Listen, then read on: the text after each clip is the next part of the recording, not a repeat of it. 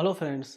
Global warming और climate change human life के लिए बहुत ही नुकसानकार है और इसकी एग्जांपल्स जो पाकिस्तान में रिसेंट 2022 में फ्लड्स आए थे उसमें ही हम देख सकते हैं। और इकोनॉमिकली देखा जाए तो इन्हीं फ्लड्स की वजह से पाकिस्तान को 30 बिलियन यूएस डॉलर्स का नुकसान हुआ और इन्हीं फ्लड्स की वजह से 33 मिलियन लोग जो है वो पाकिस्तान में अफेक्ट हुए। और अगर अमवात की तादाद देखी जाए तो वो तकरीबन 1730 से भी ज़्यादा है। तो दुनिया में जितने भी कार्बन इमिशंस हैं उनकी जो मेजर सोर्स है वो इंडस्ट्रीज़ है, चाहे वो सीमेंट इंडस्ट्री हो, फर्टिलाइज़र इंडस्ट्री हो, टेक्सटाइल्स इंडस्ट्री हो या फिर पावर इंडस्ट्री हो। और इन सभी इंडस्ट्रीज़ का जो मेजर फाइनेंसर होता है या इन इंडस्ट्री में जिसकी जो मेजर इन्वेस्टमेंट होती है वो बैंकिंग सेक्टर ये है। जी हाँ फ्रेंड्स, ये जितनी भी सारी इंडस्ट्रीज़ हैं इनके इमिशंस को कंट्रोल करने के लिए बैंकिंग सेक्टर अपना एक क्रूशियल रोल प्ले कर सकता है, जिसको हम ग्रीन बैंकिंग कहते हैं। तो आज की इस वीडियो में हम देखेंगे कि ग्रीन बैंकिंग क्या है और किस तरह से इसको यूटिलाइज करके जो इंडस्ट्रीज़ के हमारे एनवायरनमेंट पे हार्मफुल इम्पैक्ट्स हैं उनको कम किया जा सकता है, या फिर जो जितनी भी इन्वेस्टमेंट्स हैं वो किस तरह से एनवायरनमेंट फ्रेंडली की जा सकती हैं।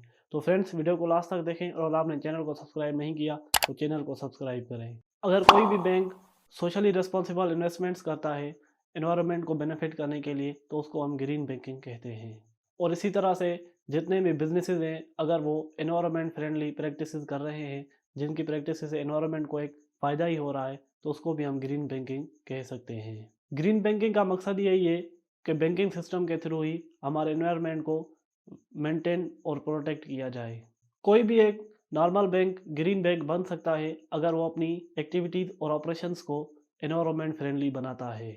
और इसकी एक छोटी सी एग्जांपल ये हम देख सकते हैं कि कोई बैंक अगर पेपर पे जो प्रिंटिंग है वो एक्सेस में कर रहा है तो अगर उसको वो रिड्यूस करता है तो वो भी ग्रीन बैंकिंग के ही ज़मरे में आता है। अगर ग्रीन बैंकिंग के पर्पज़ की बात की जाए तो इसका सबसे बड़ा पर्पज़ जो है वो कार्बन एमिशंस और पॉल्यूशन को कम करना है। और इस ग्रीन बैंकिंग के तहत ही जितना भी बिजनेस किया जाता है वो सस्टेनेबल डेवलपमेंट के तहत ही होता है, यानी कि उस बिजनेस से एनवायरनमेंट को कोई नुकसान नहीं पहुंचता या फिर वो बिजनेस एनवायरनमेंट के लिए कम रिस्की होता है। और ग्रीन बैंकिंग का सबसे बड़ा पर्पस ये भी है कि जब बैंक्स जो है वो इन्वेस्टर्स को फाइनेंसिंग प्रोवाइड करती हैं तो वो इन्वेस्टर्स के प्रोजेक्ट को भी एनालाइज करे कि ये प्रोजेक्ट इन्वायरमेंट के लिए कितना हार्मफुल या फिर बेनिफिशियल हो सकता है।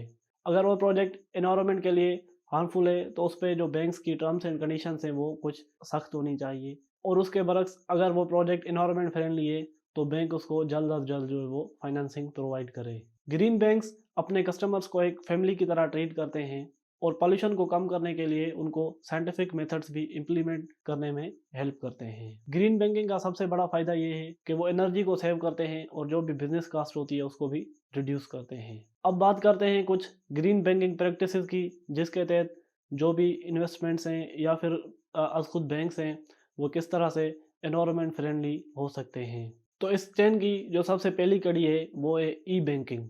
ई बैंकिंग जो है वो एक बैंकिंग का एक लेटेस्ट कंसेप्ट है जिसके तहत न्यू टेक्नोलॉजीज अडॉप्ट की जाती हैं, जैसे online bill payment, remote deposits, online funds transfer और e statements. E banking paper saving, energy saving को इनकरेज करता है और बैंकिंग एक्टिविटीज़ के लिए जितनी भी रिसोर्सेज यूज़ होती हैं उनको मिनिमाइज़ करता है। और ई बैंकिंग को यूटिलाइज़ करके जितनी भी कस्टमर्स पे पेनल्टीज़ लगती हैं तो उनको भी अवॉइड किया जा सकता है, या फिर चालान वगैरह या बिल वगैरह पे करने के लिए बैंक्स में जो लंबी कतारों में खड़ा होना पड़ता है तो ई बैंकिंग के थ्रू इस चीज़ को भी अवॉइड किया जा सकता है। उसके बाद ग्रीन बैंकिंग में आता है ग्रीन चेकिंग अकाउंट्स। तो ग्रीन चेकिंग अकाउंट्स एक ऐसे अकाउंट्स होते हैं जिनके तहत बैंक्स जो है वो कस्टमर्स को डिस्काउंट देती हैं। उसके बाद आता है ग्रीन बैंकिंग की एक और प्रैक्टिस जिसको हम कहते हैं पावर सेविंग मोड। तो इसमें क्या होता है कि जितनी भी बैंकिंग की जो ब्रांचेज हैं वहाँ पर एनर्जी सेवर्स लगाए जाएँ जहाँ पे एनर्जी को सेव किया जाए। और ज़ाहिर सी बात है जो एटीएम्स हैं तो उनको चलाने के लिए भी इलेक्ट्रिसिटी का यूज़ किया जाता है, तो वो एटीएम भी सोलर पावर्ड एटीएम्स हो जो कि रिन्यूएबल एनर्जी को ही यूज़ करें। उसके बाद ग्रीन बैंकिंग की एक और प्रैक्टिस है mobile banking. Mobile banking customer का एनर्जी और टाइम दोनों बचाता है और ये पेपर यूज़ या फिर एनर्जी कंजम्पशन को भी रिड्यूस करता है। उसके बाद ग्रीन बैंकिंग की एक और बेस्ट प्रैक्टिस है वो है ग्रीन एटीएम कार्ड। तो इस एटीएम कार्ड के थ्रू जितनी भी एटीएम पे ट्रांजैक्शंस होती हैं तो उस ट्रांजैक्शन में से कुछ अमाउंट जो है वो डिड्यूस किया जाता है जो कि क्लाइमेट चेंज को काउंटर करने के लिए या फिर क्लाइमेट चेंज मिटिगेशन और एडाप्टेशन पर्पसेस के लिए यूज़ किया जा सकता है। उसके बाद है ग्रीन मार्केटिंग।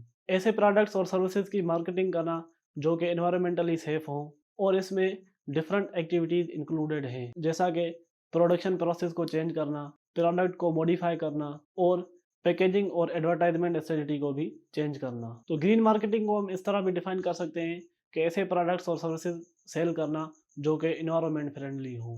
उसके बाद ग्रीन बैंकिंग की एक इम्पॉर्टेंट प्रैक्टिस आती है ग्रीन इन्वेस्टमेंट। तो ग्रीन इन्वेस्टमेंट में क्या होता है कि इन्वेस्टर देखता है कि जो उसकी इन्वेस्टमेंट्स हैं कहीं ऐसे प्रोजेक्ट्स में नहीं जा रही जो कि एनवायरनमेंट के लिए हार्मफुल हैं। तो इसमें जो इन्वेस्टर है वो मैक्सिमम यही इंश्योर करता है कि जो उसकी इन्वेस्टमेंट्स हैं वो एनवायरनमेंट फ्रेंडली प्रोजेक्ट्स में ही जाएँ और उसमें ही वो यूटिलाइज़ हों।